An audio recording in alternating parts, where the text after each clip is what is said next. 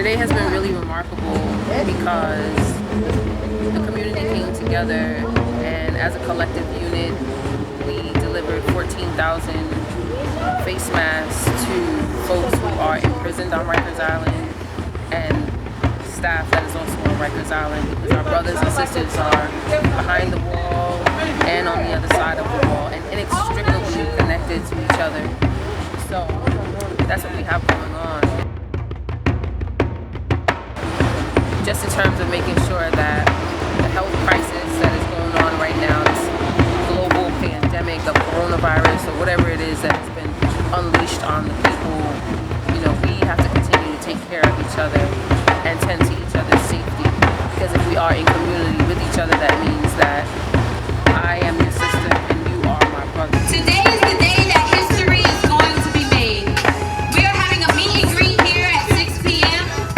to meet Miss Shanequa Charles. She is running for assembly in the 78th district, and she is a lifelong resident of the community who has worked relentlessly to make sure the members of the community needs are met. And today she's not afraid to open the doors so everybody can come in, find out who she is and what she's about. On Fordham Road, every Halloween we close the street, and it's a huge health fair. If you've heard of it, that's her, Shanequa Charles. If you're in District 78, please come out and vote for Shanequa Charles. This is the one, this is the lady that's going to make changes in your community. Please come out and vote. We live. If it's really all about Vote love, Shanequa then let's love. Charles. Let's love Remember, one you got to another. write her Let's in love on one the another. ballot. You got to write her in. Write her in. Put the check mark in there That's right. and write her in. Vote Shanequa Charles. Shanequa Charles. 78th district.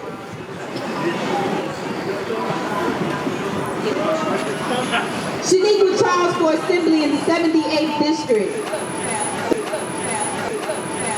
Make sure you come out and vote for Shanequa Charles, Assembly Member of District 78. The tearing down of black and brown communities is not something that is a new phenomenon. Once we understand the history of how we wound up in this very moment and where we are right now, rests right in the hands of the very people that are controlling what you and I are allowed to do in this moment. It approaching almost 8 o'clock, people feeling like they have to run into their homes because there's now curfew. Understand that it was the CIA that came into our communities, infiltrated our communities with heroin and crack in the 60s and the 70s. And when they realized that we were so strong, you couldn't completely take our mind and our body with that drug, that substance that was supposed to take us away, here we go with mass incarceration. Here we go with laws being put in place that penalize people for having an addiction that is right now in this moment called a public health crisis. What we also need to understand is that with the making and the creation of these laws that penalize black and brown people at a much higher rate for the same things that our white counterparts are doing at the same exact rate, what it does is it increases and it swells up the prison industrial complex. Once you took the mind and you tried to take the body and then you put our brothers and sisters behind bars for 20, 30, 40 years, you left grandma who had already raised her children out here to raise more children that it was not her time to raise. When grandma should have been crocheting and knitting and growing fruits and vegetables in her garden or on her fire escape, she now has to run around after children who you took their parents from, who you took their mothers and fathers from. And then the further infiltration of taking our airways over and making sure that record producers produced music that only broke down black people, that only highlighted things that were not of moral caliber and fiber. And then we took over to tell live vision, and every image that we saw of ourselves was being killed in the street, was shaking our ass, was selling drugs, was violent. Let's be ultimately clear that if we are not able and ready to put all of these pieces together about the history and how history repeats itself and how this is an automatic plan for our destruction, we will continue to be destructive. Let's bear in mind that these are the same people who are giving you a curfew to protect property when we didn't have a curfew for coronavirus. The same exact people. So for the last 20, 25 years, we no longer saw images of Bill Cosby and what's his name, Claire, where we knew that there could be a black lawyer and a black doctor who had smart, beautiful children, but all we saw was That's all our kids see. I wanted to go to college because of shows like, what was the other show? A Different World? There's A Different World?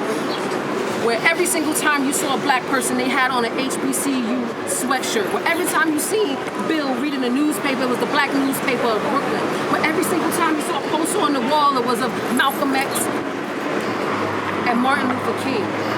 All of that's been replaced with what y'all know. So let's understand that we have to, in the fight for our liberation and our freedom, become self-reliant. What about the village? What about getting a couple of acres of land? If I'm paying $1,000 in rent, you paying $1,000, you paying $1,000, you paying $1,000, you paying $1,000, that's $10,000 a month right there. What about going to get 5 acres that might cost $10,000? We all put up $22 and now we got our own land. But we can grow our own food, educate our own babies, take care of each other. Elevate. We have to outthink and outsmart the people who are trying to kill us. Period. So whether it's peaceful or whether it's rebellion, it is all necessary to make the change that we needed, because not one moment in time and in history did we ever have deep-rooted change for a particular culture of people without bloodshed. People need to have their gun license. People need to know how to drive vehicles. We need to be tactically trained. People need to know the Constitution. People need to know the Constitution. They don't even teach script in the schoolhouse anymore, but all of our important documents are written in cursive. Let's not lose focus. Let's not lose focus.